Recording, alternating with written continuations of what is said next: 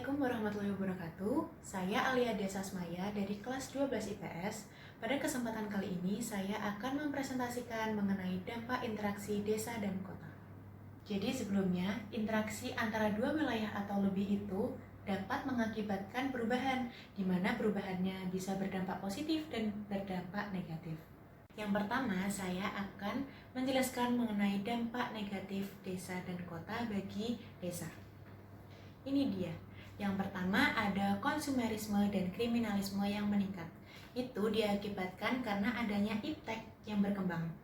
Jadi misalnya seperti televisi. Di televisi itu pasti ada iklan yang mungkin ada berbagai macam diskon yang besar-besaran, sehingga mengakibatkan masyarakat di desa itu tertarik untuk membeli. Nah, perlu diketahui bahwa masyarakat desa itu perekonomiannya belum begitu memadai, sehingga masyarakat desa itu melakukan tindakan kriminalisme seperti mencuri atau merampok untuk membeli kebutuhan yang ingin dibeli tadi yang dari iklan tersebut. Nah, yang kedua ada kehidupan agraris di desa itu memudar.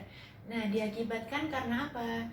Jadi karena adanya perkembangan iptek dan masyarakat desa itu berpola pikir bahwa di kota itu memiliki perekonomian yang lebih mapan daripada di desa, sehingga banyak masyarakat desa yang berurbanisasi untuk mencari pekerjaan di kota. Nah, itu mengakibatkan kehidupan agrarisnya itu mulai pudar. Yang seharusnya dia bekerja sebagai petani, nelayan, tapi sekarang dia bekerja di kota mungkin sebagai wirausaha dan lain-lain. Akhir ada perubahan tata guna lahan desa. Nah, perubahan tata guna lahan desa itu diakibatkan karena adanya atau banyaknya urbanisasi yang berada di kota yang mengakibatkan ruang lingkup kota itu semakin sedikit, sehingga di kota atau para developer itu membeli tanah di desa seperti sawah dan kebun untuk perumahan, untuk membangun perumahan. Kedua, ada dampak negatif desa kota bagi kota. Pertama, banyaknya penduduk desa yang bekerja di kota tanpa dibekali keterampilan yang memadai. Penduduk desa itu beranggapan bahwa memiliki perekonomian yang jauh lebih bagus dibanding di desa, sehingga masyarakat desa berurbanisasi ke kota untuk mencari pekerjaan. Tetapi masyarakat desa itu tidak semuanya memiliki keterampilan. Ada juga yang tidak memiliki keterampilan dan ada juga yang memiliki keterampilan. Yang kedua, penduduk di desa susah mencari pendapatan.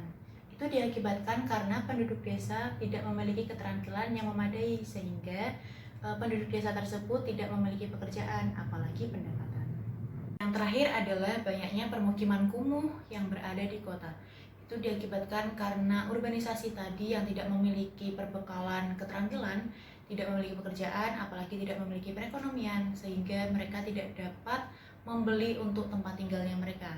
Dan mereka itu membangun permukiman kumuh seperti di bawah kolong jembatan, kemudian di tepi sungai, dan lain sebagainya. Selanjutnya ada dampak positif desa dan kota bagi desa. Yang pertama adanya peningkatan iptek. Nah, di mana yang dulu di desa itu membajak sawah menggunakan hewan ternak seperti kerbau dan sapi, sekarang berkembangnya iptek menggunakan traktor. Berkurangnya angka buta huruf. Nah, perlu kita ketahui bahwa di desa itu jarang sekali adanya pelatihan-pelatihan khusus. Kemudian seiring berjalannya waktu dan seiring berjalannya iptek, adanya relawan dari kota masuk ke desa untuk mempelajari, untuk mengajari dan mendidik masyarakat desa agar bisa membaca, menulis, berhitung, dan lain-lain. Dan yang terakhir adalah produktivitas desa semakin meningkat. Itu dikatakan desa sebagai hinterland, di mana desa itu merupakan yang memiliki sumber pokok untuk disalurkan ke kota.